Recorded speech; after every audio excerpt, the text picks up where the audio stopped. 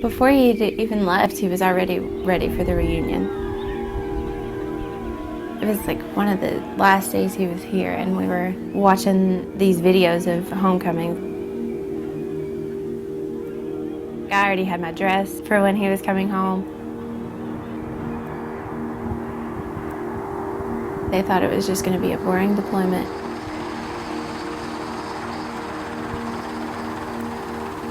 They were wrong. That particular morning, I'm waiting because he usually gets on every morning right after I got home from the bus stop. So I'm waiting for him to get online. I started my coffee, went to smoke a cigarette, and as soon as I click Facebook, there is... I see. My heart goes out to the 6 families that lost their soldiers this morning in the Blackhawk crash. I instantly got sick. I'm like, what Blackhawk crash? All I keep doing is... going to every news website. To see if there was any update. Putting in Blackhawk crash. Any names released. Trying to find out any information. Like, was it Army? Where they were. I just have this terrible feeling. I've never felt this way. I was like, he's been deployed 3 times.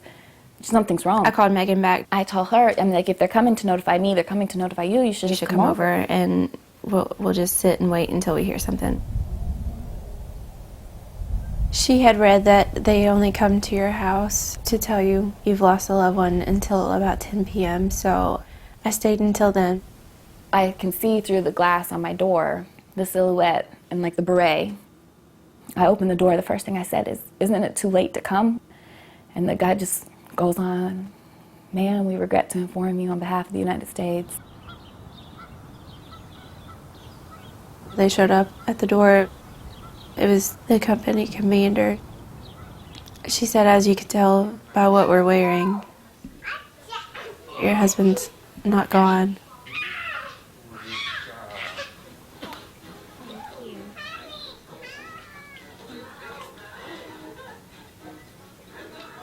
I cannot thank God enough for keeping him here.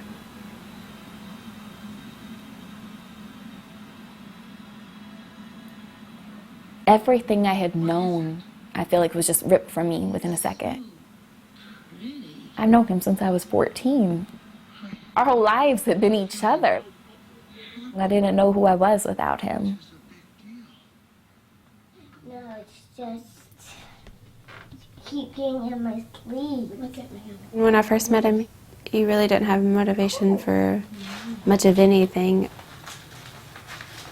Now he has motivation for everything. And I don't know, I've heard it before, you know, it's like, hey, man, you just need to slow down. Like, you got hurt, you got messed up pretty bad.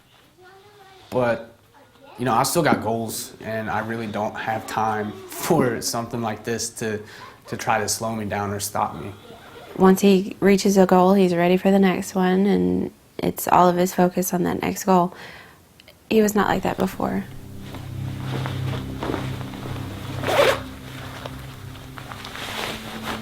There you go. I love you. So I'll see you at 11:45, I suppose. Yeah. Oh gosh, don't sound too excited. Have a good day. You too, dude. I will try.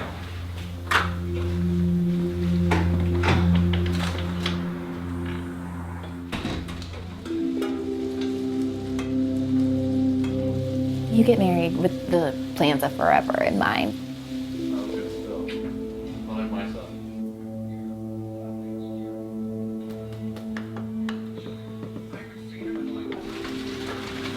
Thinking about losing each other, you know, you don't plan on that. Like, oh, we'll be old and gray and have lived a wonderfully full life. I mean, we used to always talk about like, oh, we can't wait till Aiden and Debbie are older. And they're at a basketball game and we get to sit in the stadium and watch them and they're in high school. And now I'm like, man, I'm gonna have to go sit in those stadiums without him, and I just hate that. I want him here, and I want him safe, and I want to know he's safe. He would be very angry if everyone got deployed and he didn't. I would never ask him to not go. It's not my place to do that. I mean, this is what I signed up for. Well, it's what he signed up for. I signed up for forever, so kind of goes hand in hand.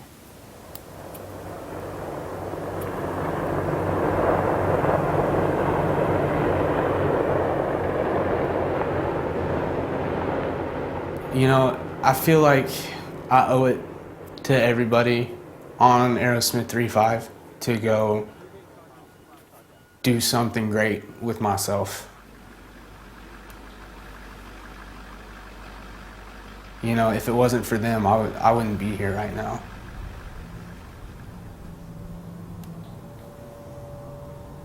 I owe it to those guys to try to go do more and to give back more.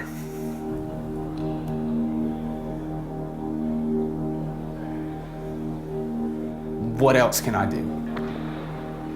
What else is there out there for me to tackle? What other challenge is there for me to face that I can, you know, try to overcome?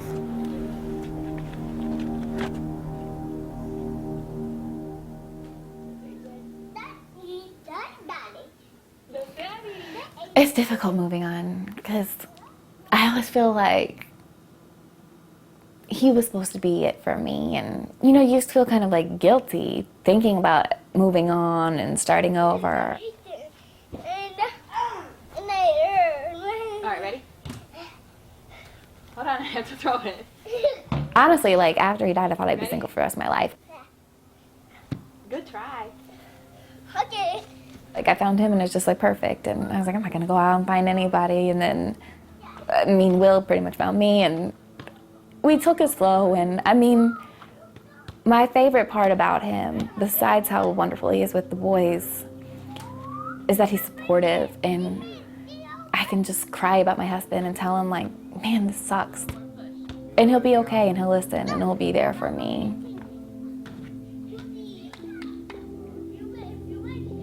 And I know, like, with my husband dying, even more so, life is so short. And like, if I have a chance for happiness, I'm gonna take it.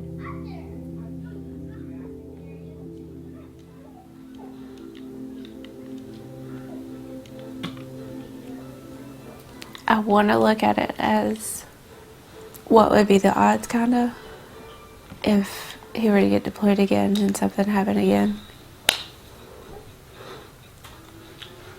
It's scary, but I mean, he's wanting to stay in for life, so, and I'm sure there will be more.